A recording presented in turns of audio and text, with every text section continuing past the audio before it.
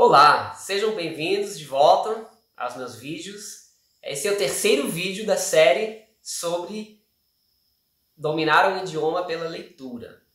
Nos primeiros dois vídeos eu comentei 6 formas fantásticas de dominar um idioma pela leitura. E hoje eu vou responder perguntas frequentes sobre esse assunto, de leitura em língua estrangeira.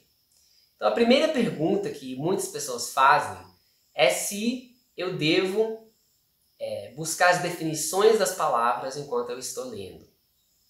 A resposta é com pouca frequência. Claro, se uma palavra está repetindo várias vezes na leitura, ou se ela for essencial para compreender a passagem que você está lendo, então, evidentemente, busca a definição. Mas é importante aprender a ler no seu idioma de destino com prazer, né? E sem se estressar em entender cada palavra que você está lendo. Desde que você esteja tendo uma compreensão geral boa do texto, você com certeza estará, muitas vezes sem perceber, aprendendo muitas palavras novas pelo contexto. Às vezes você pode pensar que se você buscar cada palavra no dicionário, você vai tirar mais proveito daquela leitura. Pois isso não necessariamente é o caso. Claro, se você considerar assim, quantas palavras novas que você vai aprender por página de texto, se buscar cada palavra no dicionário vai aprender mais, evidentemente. Mas, se você considerar quantas palavras que eu estou aprendendo ou reforçando por hora de leitura, aí são outros 500. Você vai ler muito mais, se não ficar buscando as palavras sempre, as definições, ou pior ainda, as traduções das palavras. Você vai ler mais texto, então você vai ter mais oportunidades de absorver o vocabulário a partir do contexto. Porque o seu cérebro infere, de novo, muitas vezes sem você perceber, infere o sentido das palavras dentro de uma leitura. Segunda pergunta. Em qual nível de dificuldade eu devo ler? A resposta é: deixe que o seu prazer na leitura lhe guie. Ou seja, se você estiver tendo um bom engajamento, desfrutando da leitura, então está no nível ótimo, desde que também represente um certo desafio ao mesmo tempo, né? E uma terceira pergunta que muitas vezes segue essa segunda pergunta é: e se eu tiver um nível básico ainda no idioma que eu estou estudando? Como que eu posso começar o processo de leitura? Pois eu abordei essa questão e eu peço para você se referir ao primeiro vídeo dessa série sobre leitura, né, os 2 posts atrás no blog, onde eu falo bastante sobre a utilização de literatura infanto-juvenil e também os graded readers, para iniciar a sua trajetória de leitura no idioma estrangeiro. Além disso, tem muitos outros recursos interessantes. Por exemplo, se você estiver estudando inglês, um recurso incrível é o Simple English Wikipedia. Também existem sites que eu menciono no blog que te dão notícias em diferentes níveis de inglês. Então, uma forma boa também de começar. Quarta pergunta. É melhor ler de forma intensiva ou extensiva? Bom, a resposta fácil a essa pergunta pode ler de ambas as formas, a depender do seu estado de ânimo, sua preferência, e pode misturar as duas coisas. Mas eu vou me posicionar claramente de um lado desse debate, que é pela leitura extensiva. Mas vamos definir rapidamente os termos. A leitura extensiva é aquela leitura imersiva, feita por prazer, em que o seu foco é entender basicamente as ideias que você está lendo, no conteúdo, certo? E a leitura intensiva, o seu foco está mais na língua. E você às vezes pega um texto mais curto, mais difícil, mas analisa com profundidade, com cuidado, cada palavra, cada estrutura gramatical dentro daquele texto, a leitura intensiva. Pois bem, o nosso cérebro adquire os idiomas naturalmente, com muita eficácia, pela imersão. Esse é um tema que eu vou repetir inúmeras vezes nesse blog, nesses vídeos. A imersão é o fundamento da boa aquisição de línguas. Então a leitura imersiva extensiva é a imersão com textos. Agora voltando àquele ponto sobre buscar palavras no dicionário ou não. Você na leitura extensiva vai aprender palavras e vai absorver também a gramática naturalmente, sempre dentro de um contexto. E a aprendizagem pelo contexto tem várias vantagens. Então, com vocabulário, por exemplo. Se você aprender uma palavra estudando e repetindo e memorizando definições, é uma coisa.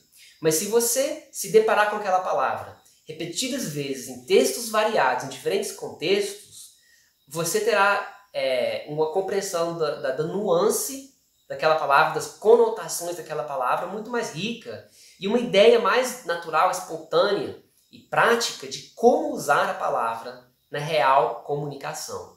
Outro ponto sutil, mas interessante é o seguinte. Se você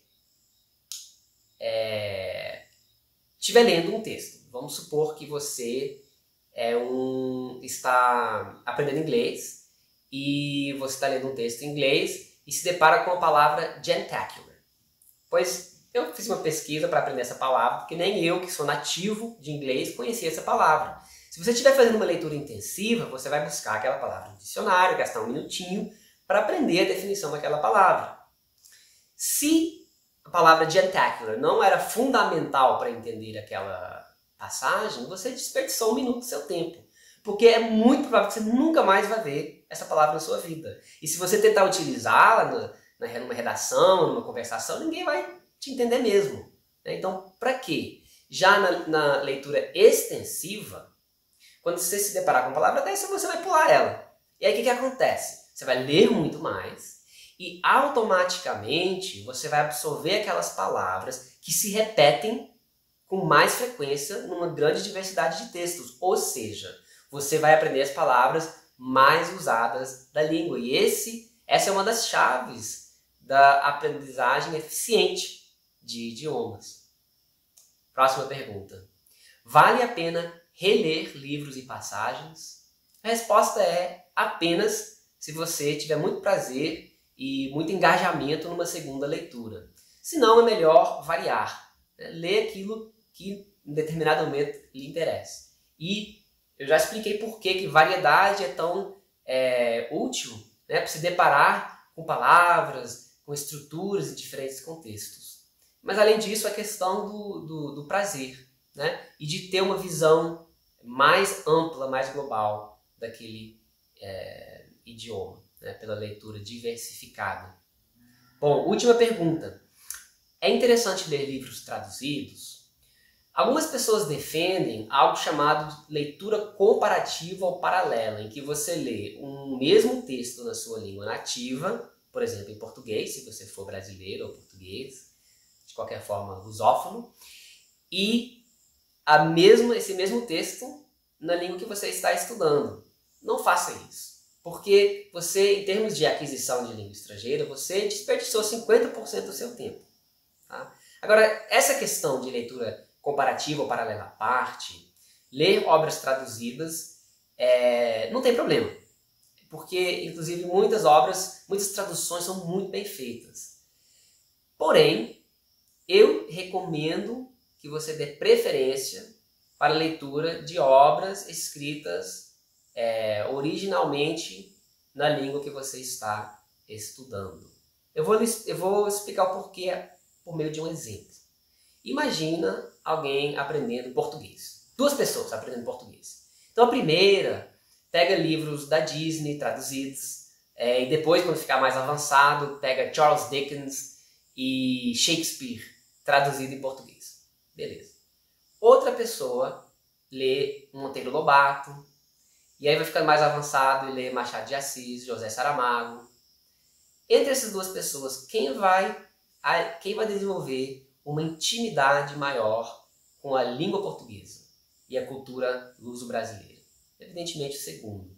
Então é isso. A cultura é muito ligada ao idioma. E absorver a cultura não só vai beneficiar o seu domínio do idioma, como também vai tornar o processo de aprendizagem muito mais interessante. Então dê preferência para as obras originais quando possível. É isso. Com isso nós concluímos essa série de 3 partes sobre aprender idiomas pela leitura. E se tiver alguma pergunta, alguma dúvida, alguma questão que eu não abordei nesses vídeos, nesses posts, por favor, manda para mim. E também eu adoraria saber a sua opinião e as suas experiências aprendendo idiomas pela leitura. Até a próxima!